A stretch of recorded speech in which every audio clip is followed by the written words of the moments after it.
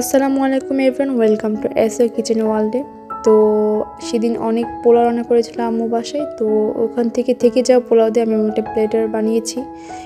এর জন্য আমি একটা চিকেনের বুকের পিস নিয়ে লবণ গোলমরিচ দিয়ে একটু সিদ্ধ করে নিব। সিদ্ধ করে নিয়ে অন্যদিকে আমি সবজিগুলো কেটে নিব।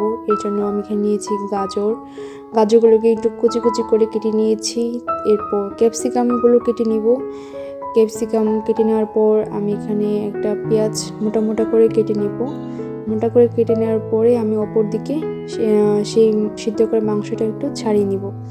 ছাড়িয়ে নেওয়ার পরে ঝুড়ি ছাড়ানো হয়ে গেলে আমি অন্যদিকে প্যান বসিয়ে দিব। তো একটু তেল দিয়ে আমি এখানে দুটা ডিম, একটু লবণ আর একটু গোলমরিচ দিয়ে ভেজে নিব। ডিমটাকে সুন্দর করে একটু ভেজে তো এক সাইডে উঠিয়ে রাখবো। রাখার পরে সেই সেম প্যানের মধ্যে আমি কিছু চিংড়ি কেটে একটু ভেজে নিব। তো এটা যখন লাল লাল কালার হয়ে আসবে একটা সাইডে রেখে আমি সিদ্ধ করা মাংসগুলো এখানে দিয়ে দিব। সিদ্ধ করা মাংসগুলোকে আমি একটু ভেজে নিব ভালো মতো করে।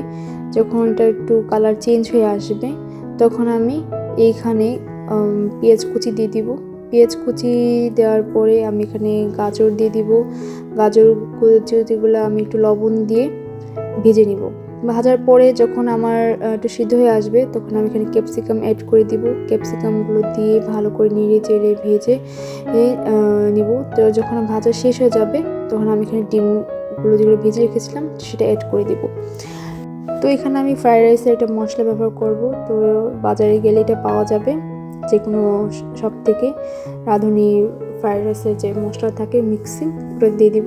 দেওয়ার পর আমি এখানে থেকে যা সেই পোলাওগুলো দিয়ে দিব।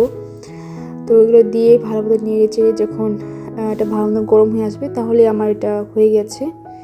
তো আমি এটাও ভালো করে চারদিকে সুন্দর করে নেড়ে দিচ্ছি এবং সব শেষে আমি এখানে একটু ঘি দিয়ে দিব। ঘি দিলে এটার ফ্লেভারটা অনেক বেশি সুন্দর আসে। তো এটা আমি একটু ঘি দিয়ে দিয়েছি। আর অন্যদিকে একটু ফ্রাইড রাইসের সাথে খাওয়ার জন্য চিকেন ফ্রাই করে নিব।